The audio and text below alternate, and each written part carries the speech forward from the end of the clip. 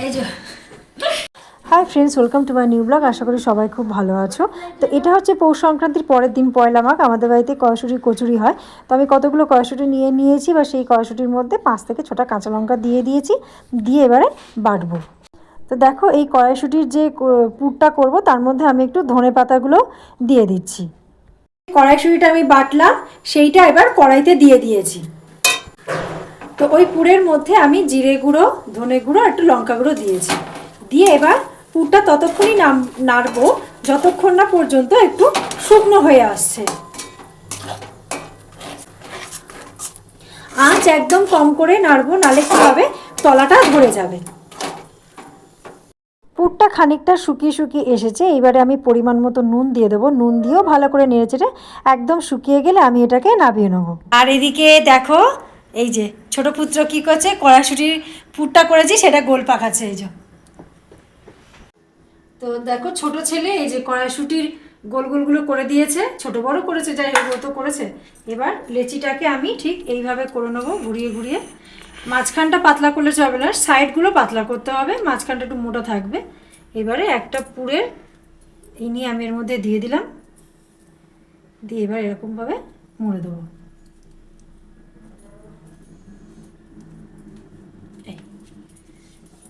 এইভাবে মুড়ে দিলাম, হয়ে গেল।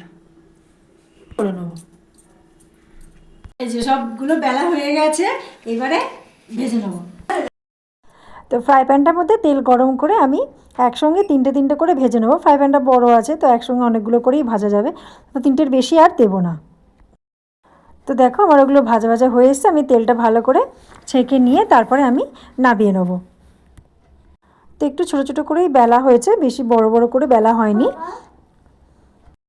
তো দেখো, সব কড়াইশুঁটির কচুরিগুলো সব ভাজা হয়ে গেছে, 2টো থালায় তোলা হয়ে গেছে। আমার ছোট ছেলে কি করছে দেখো, আলুর খোসা ছাড়িয়ে দিচ্ছে আমাকে। ছোট ছোট আলুর দম করব, তাই তো? হ্যাঁ। কড়াইশুঁটির কচুরির সাথে রয়েছে ছোট আলুর দম। তো পৌষ সংক্রান্তিতে যা পিঠে হয়, এবারে পয়লা মাঘেও আমাদের পিঠে হয়। তো এখানে আমি চালের গুঁড়ো নিয়েছি এই কাপের 1 কাপ, আর সুজি নিয়েছি 1/2 কাপ। এরপরে এখানে দিয়েছি ময়দাও দিয়েছি 1/2 কাপ। জল দিয়ে ভালো করে ব্যাটারটাকে একটা পাতলা গুলে নিয়ে এটা 2 ঘন্টা মতন রেখে দিতে হবে। ভালো করে ফেটিয়ে নিয়ে 2 ঘন্টা মতন রেখে দিতে হবে। দিয়ে তারপরে ওর মধ্যে যখন আমি করব, ওর মধ্যে গুড় মিশিয়ে নেবো। এটার মধ্যে আমি একটু গুড় মিশিয়ে নেবো। গুড় মিশিয়ে নিলে একটু হালকা একটু মিষ্টি মিষ্টি হয়, বেশি গুড় দেবো না। এখানে আমি ক্ষীর আর নারকেলের একটা পুর তৈরি করেছি, সেই পুরটা আমি দিয়ে দিচ্ছি। দিয়ে যেরকম ফ্রাই প্যানের মধ্যে গোল করে পাটিসাপটা, সেরকম গোল করে নিচ্ছি। নিয়ে এইভাবে এবারে আমি তুলে নেবো। দেখো, একদম খুব সুন্দর দেখতে হয়েছে। এবারে আস্তে করে এগুলো তুলে নেবো। এই হয়ে গেল সব পাটিসাপটা, একটা করে করে সব ভেজে নিয়েছি, হয়ে গেল পুরো পাটিসাপটা।